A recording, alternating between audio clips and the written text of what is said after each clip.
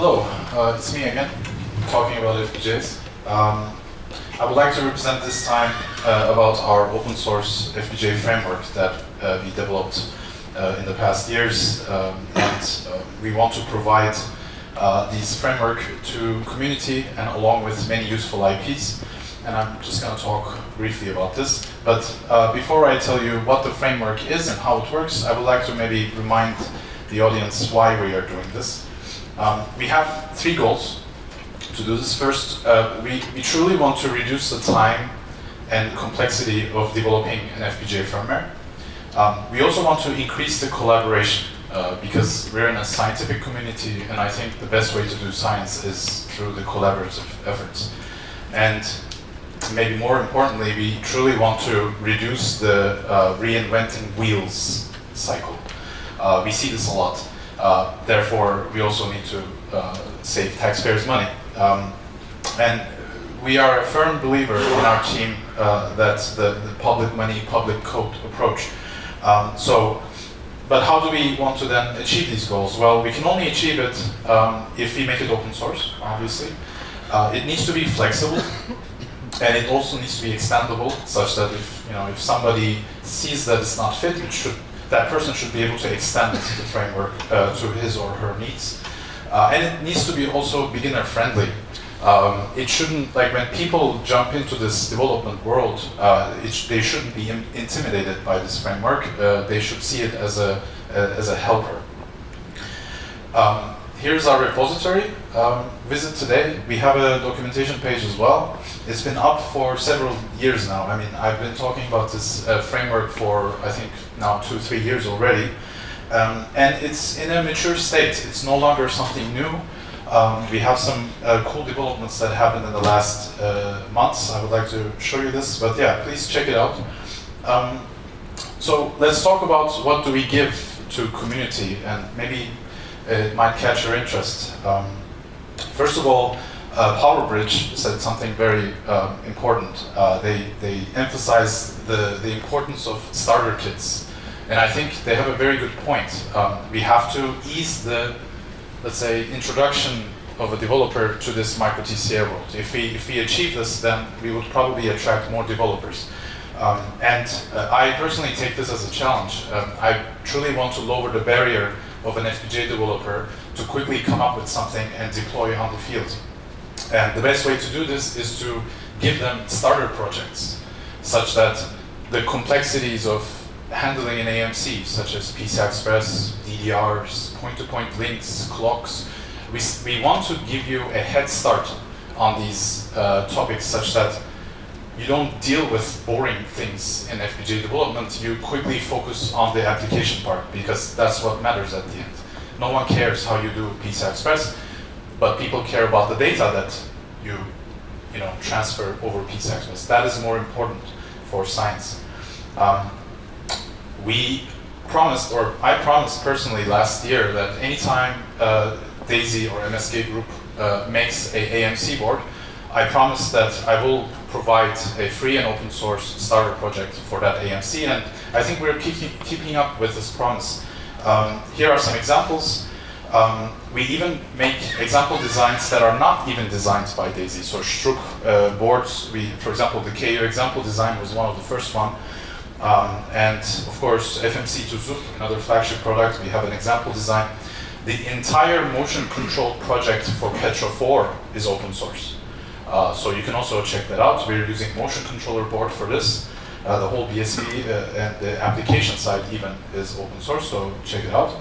Z7IO, used in Lisa project, has an example design.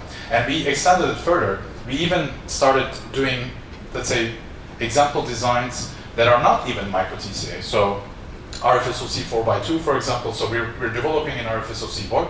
And of course, to understand this board, we bought some eval kits. But then we realized that we can actually still make these RFSoC board firmware packages for people to quickly start with FWK. So we have that. And more is coming. So as I said, every time we produce an AMC, the firmware project will be available to you as an open source if it comes from us. There's a very nice success story in the few days, like last month.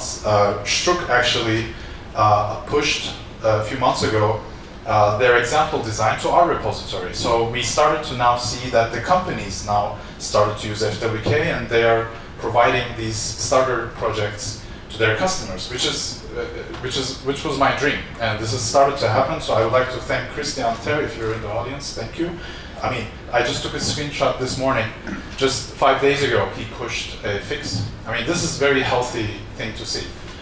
So I am calling every manufacturer that does FPGAs to maybe check out our solutions. We truly believe that we might offer a common ground for FPGA developers in the MicroTCA. It's a big challenge. I know everybody has different requirements, but I think we have a shot at this. So let's talk about now what this framework is. Essentially, it's a Tickle library that brings a bunch of IPs together and interacts with the EDA tools, such as Vivado or ModelSim or GHDL, you name it. That's it. That's what FWK is in one sentence. But what it does is, I like to compare it to like a Swiss knife of FPGA development. So it does a lot of little things, but very important things that you always have to do in your FPGA development, such as creating FPGA projects on different vendor tools, implementing those projects, like create bitstream, and do this in a reproducible way. It also handles versioning of the IPs, creates documentation of these IPs, brings them together. We can also use it as packaging an IP. We can use HLS-like tools to create IPs even. And last years we paid a lot of attention to Yocto side of things. So because we, as I said also in my tutorial, FPGAs are changing. Now we are dealing with more complicated silicon structures. So the tools are also adapting to this change, and we are following this embedded Linux development with Yocto. So this is also something that has been, in the last year, we put a lot of attention to handle the Yocto as well. We support quite a variety of tools already. Here are some of them. Major ones are there.